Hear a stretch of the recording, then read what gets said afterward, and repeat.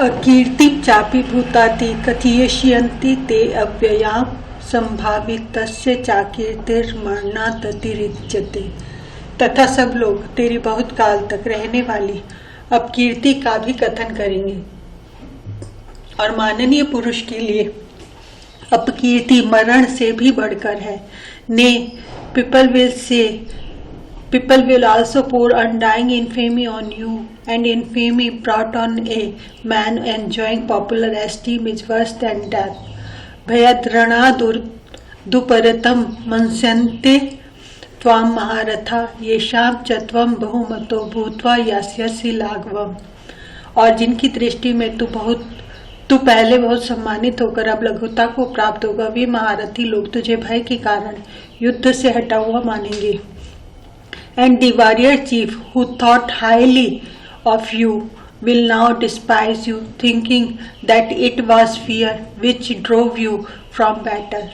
अवाच्य वादांश्च बहुन वदिष्यन्ति तवाहिता निंदन्तस्त्व सामर्थ्यम ततो दुःखतरम नु किम।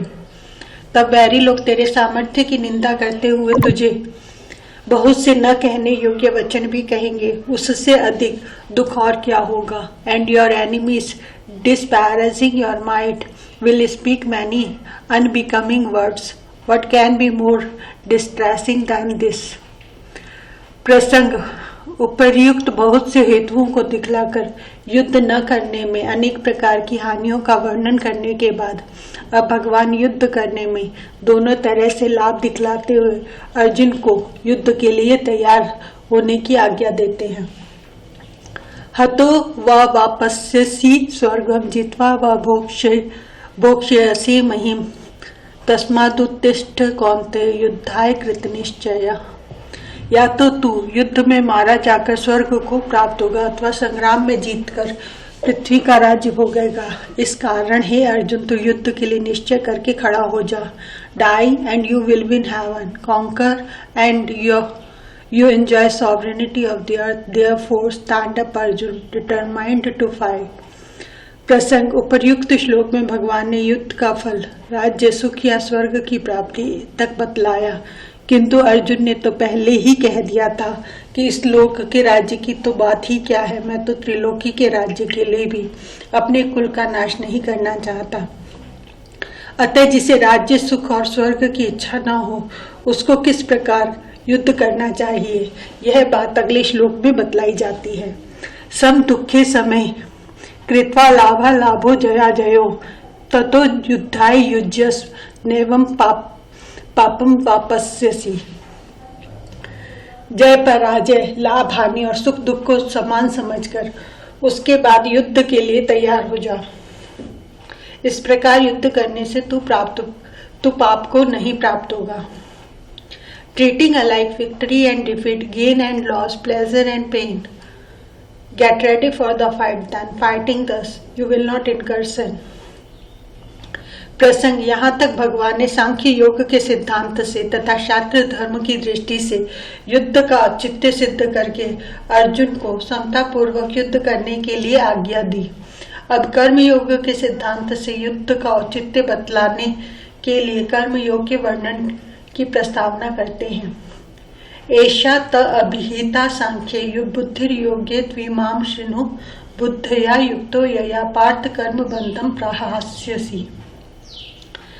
हे पार्थ, यह बुद्धि तेरे लिए ज्ञान योग के विषय में कही गई और अब तू इसको कर्म योग के विषय में सुन कि जिस बुद्धि से युक्त हुआ तो कर्मों के बंधन को भली भांति त्याग देगा, यानी सर्वथा नष्ट कर डालेगा। Arjun, this attitude of mind has been presented to you from the point of view of Jnana Yoga. Now hear the same as presented from the standpoint of Karma Yoga, the yoga of selfless action. Equipped with this attitude of mind, you will be able to throw off completely the shackles of karma. प्रसंग इस प्रकार कर्म योग के वर्णन की प्रस्तावना करके अब उसका रहस्यपूर्ण महत्व बतलाते हैं। नेहाभिक्रम नाशो अस्ति पृथ्व्यायो न विद्यते स्वल्पमप्यस्य धर्मस्य त्रायते महतो भयात्। इस कर्म योग में आरंभ का अर्थात बीज का नाश नहीं है और उल्टा फल रूप दोष भी नहीं है, बल्कि इस कर्म योग रूप धर्म का थोड़ा सा भी साधन जन्म मृत्यु रूप महान भय से रक्षा कर लेता है। In this path of disinterested action there is no loss of effort, nor is there fear of contrary results. Even a little practice of this discipline saves one from the terrible fear of birth and death. प्रसंग, इस प्रकार कर्म योग का महत्व बतलाकर अब उसके आचरण की विधि बतलाने के लिए पहले उस कर्म योग में परम आवश्यक जो सिद्ध कर्म योगी की निश्चयात्मिकता स्थायी संबुद्धि है उसका, और कर्म योग में बाधक जो सकाम मनुष्यों की भिन्न भिन्न बुद्धियां हैं उनका भेद बतलाते हैं। व्यवसायत्मिका बुद्धि रेकेह कुरुनंदन बहुशाखा यंताश्च बुद्धियो अव्यवसायिनाम। हे अर्जुन, इस कर्म योग में निश्चयात्मिकता बुद्धि एक ही होती है, किंतु अस्थिर विचार वाली विवेकहीन सकाम पुरुषों की बुद्धियां निश्चय ही बहुत भेदों वाली और अनंत होती हैं। Arjun, in this yoga of disinterested action, the intellect is determined and directed singly towards one ideal, whereas the intellect of the undecided, ignorant man moved by desires, wants in all direction after innumerable aims.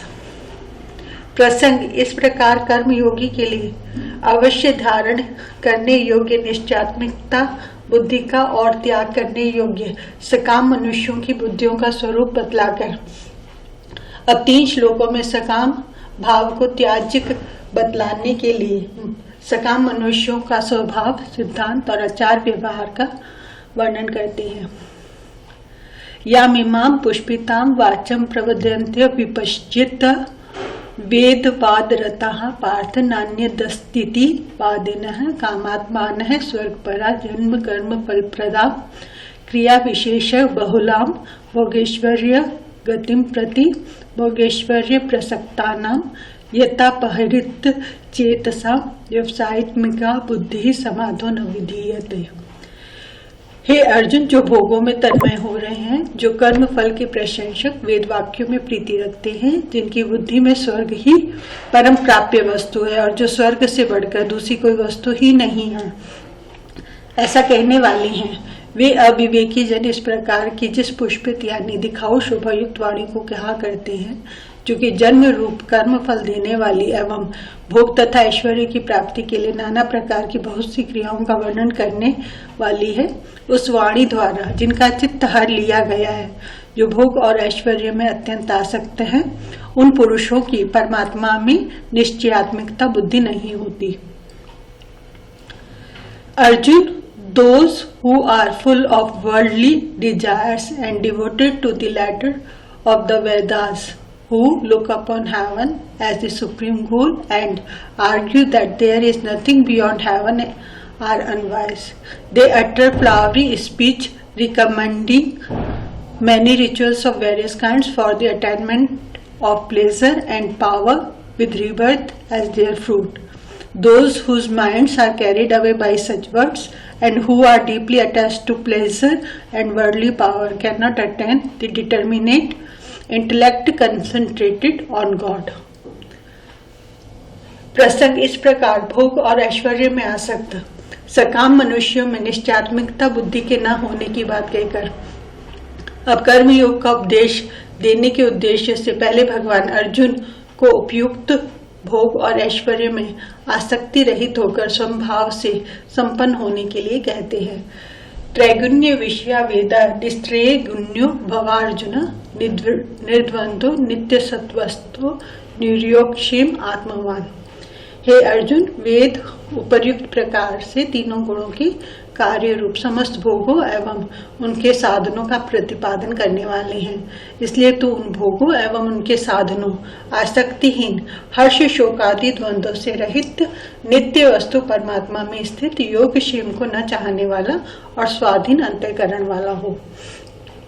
Arjun, the Vedas thus deal with evolutes of the 3 gunas, modes of prakriti, viz, worldly enjoyments and the means of attaining such enjoyments. Be thou indifferent to these enjoyments and their means, rising above pairs of opposites like pleasure and pains, etc. Established in the eternal existence God, absolutely unconcerned about the supply of wants and the preservation of what has been already attained, and self-controlled. प्रसंग, पूर्व श्लोक में अर्जुन को यह बात कही गई कि जब सब वेद तीनों गुणों के कार्य का प्रतिपादन करने वाले हैं और तुम तीनों गुणों का कार्य रूप समस्त भोगों में और उनके साधनों में आसक्ति रहित हो जाओ, अब उसके फल स्वरूप ब्रह्म ज्ञान का महत्व बतलाते हैं।